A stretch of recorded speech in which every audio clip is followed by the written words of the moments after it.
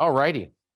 So our speaker today is Glen Yasukochi, Distinguished Toastmaster and District 100 Qualified Speaker. He joined West Wind Toastmasters in 2002, True North Toastmasters in 2007, and is a chartered member of Standard Bearer Toastmasters, which chartered in 2016. He was a prior Founders District Area and Division Director. Glen is currently the Secretary for True North Toastmasters, Vice President Membership for Standard Bearers, and District 100 Division P Director for District 100. Glen has his own practice in Norwalk, specializing in retirement planning. He obtained his CFP, which is a Certified Financial Planner designation, in 1987, his CRPC, Chartered Retirement Planning Counselor designation, in 2011, both from the College of Financial Planning. The title of Glen's speech today is How My Toastmasters Experience Has Enhanced My Daily Life. How My Toastmasters Experience Has Enhanced My Daily Life. Glen Yasukochi. Good evening, fellow Toastmasters and honored guests. Jerry Seinfeld once said that according to most studies, America's #1 fear is public speaking. #2 is death. This means for the average person that has to go to a funeral, they prefer to be lying in the casket than doing the eulogy. George Jessel once said that the human brain starts working the moment you're born, and it never stops until you stand up and speak in public. Toastmasters saves lives. I joined Toastmasters in 2002 because I had to host an event with over 100 attendees. I panicked, I was petrified. I've done presentations for groups of 20, and my knees would shake, my voice would quiver, and worse yet, I would tear up, not emotionally, but physically. So I joined Toastmasters to overcome my fear of public speaking at a time that I was working over 100-hour weeks. And that's just one example of how Toastmasters has helped me improve my daily life. At the last Standard Bearers meeting, we had a round-robin session in which members spoke about how their Toastmasters skills were used in a recent event. And I spoke at my aunt's 100th birthday. My aunt actually just wanted me to talk about her background, but Toastmasters taught me that I should deliver a speech with a message or a legacy attached to it. So Dave Flores, fellow Toastmaster and Standard Bearers member, suggested I deliver this speech at this speaker's bureau. Fortunately, the speech is only 9 minutes, so I had to attach something to it. So here goes, my aunt's 100th birthday. We're gathered here today to celebrate Mitzi's 100th birthday.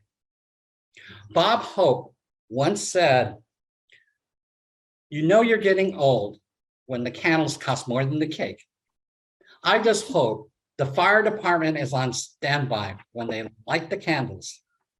To put 100 years in perspective, in 1922, you could buy a house for $6,000 and a car for $500.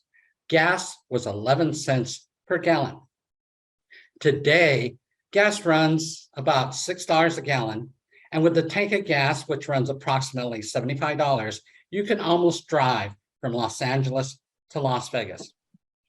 If gas were 11 cents a gallon today, with $75, you could drive round trip from Los Angeles to Bangor, Maine twice. But before you start searching for a time machine, life expectancy in 1922 was age 58 for males and age 61 for females. As we journey into Mitzi's past, you will hear one common thing. When life hands you lemons, make lemonade. A life lessons to live a happy and peaceful life. So let's begin Mitzi's journey. Yasukochi Funakochi was born September the 14th, 1922, in a small farming community in Imperial Valley, California called Meadowland. She has survived 4 other siblings. Her parents, my grandparents, immigrated from Japan to seek a better life. After several years, they moved to San Diego County. One day, a dam broke and it flooded, destroyed their farm, forcing them to relocate. They relocated to Norwalk, California, where Mitzi's father owned and operated a successful grocery store. Have you heard the expression, hit the nail on the head? It means to do or say the exact right thing. Well, when Mitzi was a little girl, she literally had a nail plunge into her head as she was walking through a house that was being dismantled. In excruciating pain, with blood gushing everywhere, her father rushed her to the hospital, and she was wrapped in so many bandages, she looked like a mummy.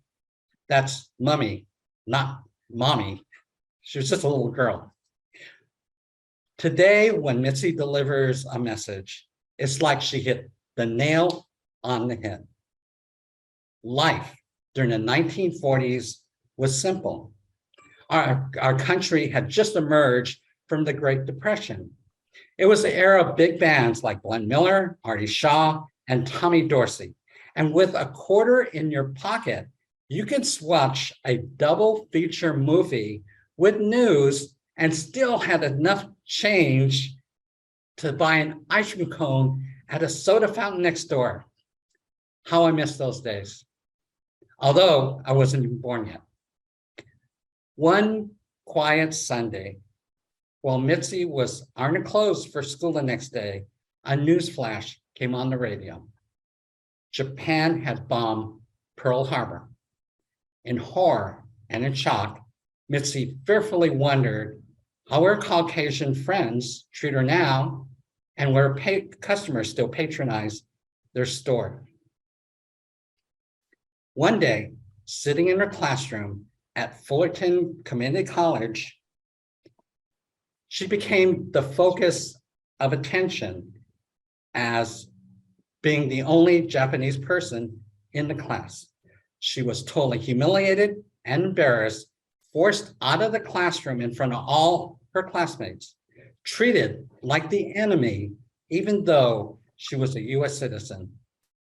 In May of 1990, the Los Angeles Times interviewed Mitzi and published 19-year-old Yasukochi Funakochi was just 2 months shy of graduation in the spring of 1942, full of hope and ambition when her world was torn apart.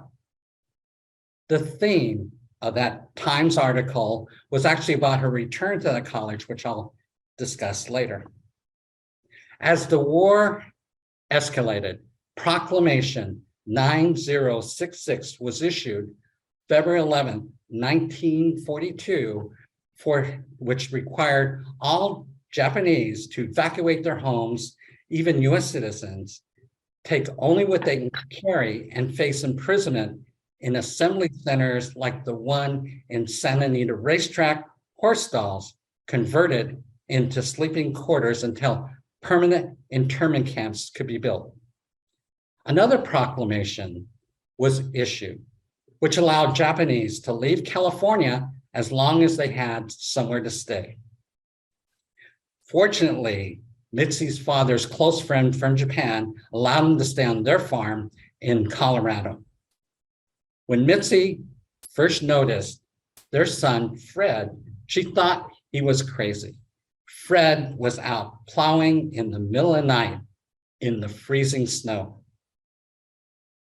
In 1944, Fred and Mitzi were married in a Methodist church in Fort Lumpton, Colorado. After the war, they moved to California, where Fred worked as a skilled furniture maker and Mitzi worked for the controller's office for the city of Los Angeles, where she commuted daily by Amtrak train from Oceanside to downtown Los Angeles. One day, City Hall had a canned food drive, and as she was dropping off some cans, a reporter from KNX 1070 AM radio approached her, asked her where she was from, which struck a conversation. Many of her coworkers were shocked as they were hearing her voice on the radio station that they were listening to at their desk. In 1990, at age 68, when an age for many of us, our get up and go must have just got up and went, Mitzi received her Associate Arts degree at Fullerton Community College, the same college that forced her out of the classroom 48 years earlier. I attended her graduation. Mitzi was one of the keynote speakers who delivered an inspiring speech to her fellow 20-year-old graduates. She spoke of life during and after World War II. She spoke of the hardships and racial hatred towards the Japanese, but in spite of it all, they did not succumb to bitterness. Rather, through strength and endurance, made lemonade out of lemons. Mitzi is often asked how she survived such hardships. And she will say, life is like jumping hurdles in a relay race. You run, you jump, and if you fall, you pick yourself up and face the next challenge. So pick yourself up and face your hurdles and challenges. It will make you a better and stronger person, and never, never let life's disappointments leave you feeling bitter. Well, Ralph Waldo Emerson said, "It's not the length, but the depth of life." Mitzi is not only living a lengthy life, she's lived a life full of depth. So pick yourself up, face your hurdles and challenges, and always remember that when life hands you lemons, make lemonade. A philosophy that my aunt has followed for 100 years, a philosophy that will set you on the path to happiness and peace. So that's her speech. The balance of what I'm talking about is going to be divided into 3 sections: mental fitness, my all points bulletin, and training leadership development for non-leaders. Whenever I think about physical exercise, I just lay down and meditate until the thought goes away. When it comes to mental fitness, though, I really work hard at my weekly meetings. I have missed 17 meetings in 20 years. That's 17 out of about 1,000 meetings. And it's not because I have nothing to do, because to be honest, I get more excitement going to a Dodger baseball game or a rock concert. And in my profession, I have to work well north of 40-hour weeks. But for me, regular attendance at my Toastmaster meeting serves as a brain fitness center where I develop the mental fitness to deliver my best message possible each and every day. I get my brain exercise by taking on the role of accountant, grammarian, and evaluator. It improves my critical listening and observation skills, which gives me a greater awareness of the world around me and a better perception of life. Evaluation skills is the heart of the Toastmaster program because it gives the mental strength for self-improvement and to look for new opportunities. So for example, after I will replay this speech, I will think about what went right and what went wrong and how I can improve. I deliver, or I attempt to deliver, an important message the same way I deliver a speech. I try to take my scattered thoughts and funnel it so it's organized, easy to follow. I try to come up with a strong opening to grab attention and a strong close to leave an impression. So attending meetings on a regular basis is critical because mental fitness, like physical fitness, only works if you do mental exercise on a consistent and regular basis. Number 2, my all points bulletin. Our Toastmaster founder, Dr. Ralph Smedley, said, leadership is the capacity to look ahead, think ahead, plan ahead, and influence others to go ahead with a plan.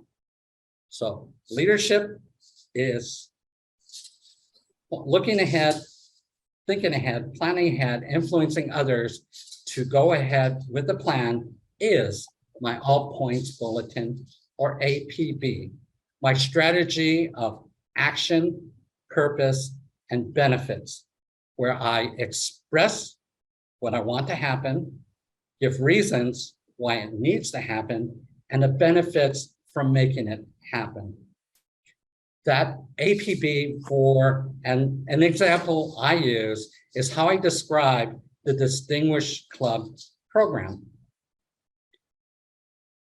I call it Toastmasters 10-point scorecard for measuring a club's effectiveness in conducting a productive meeting and their ability to engage their members to use the Toastmaster methodology in developing communication and leadership skills.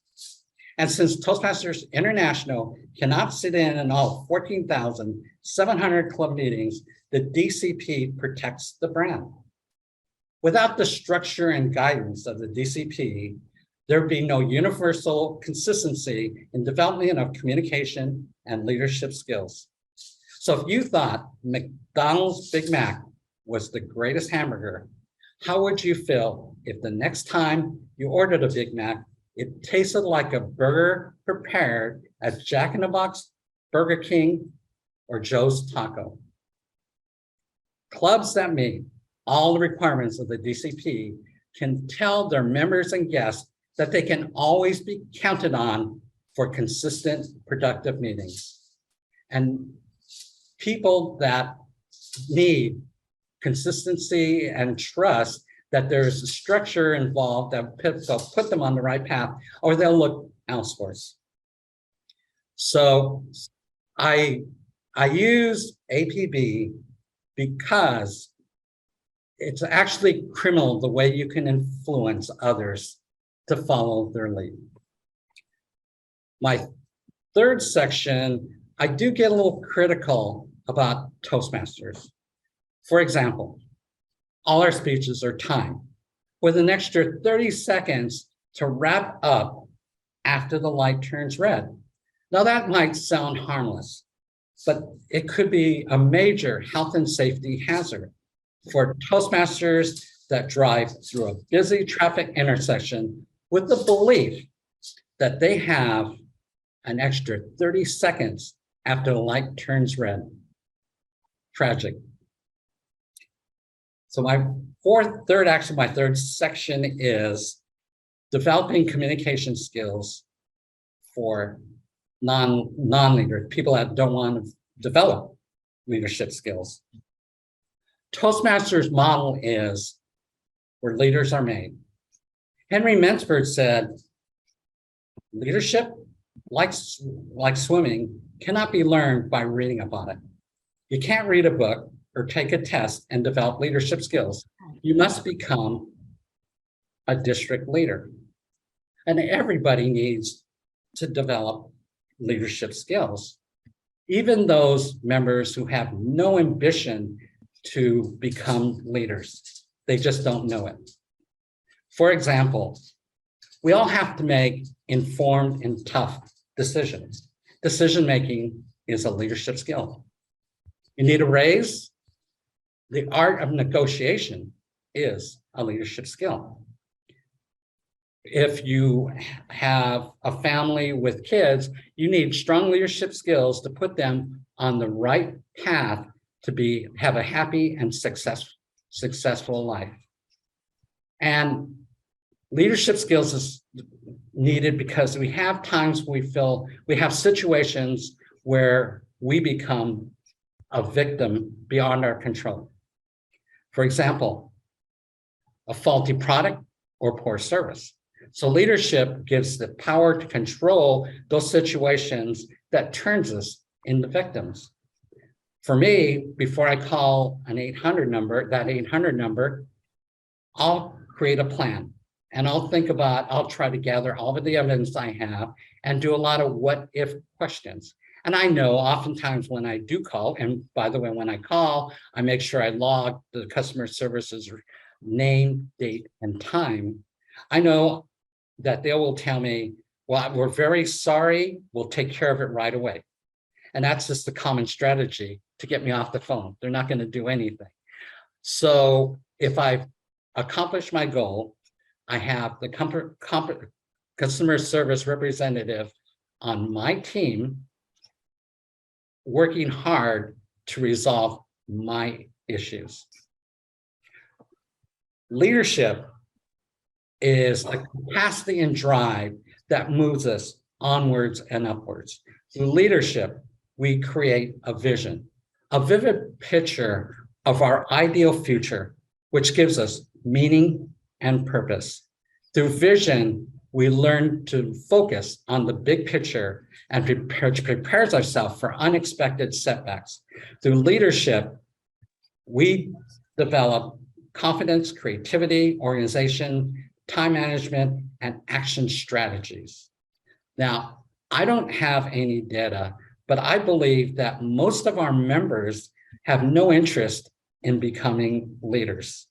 So I think our focus should be reaching out to those members to convince them that they must develop leadership skills to take control of their daily lives at home, in the office, and in the community.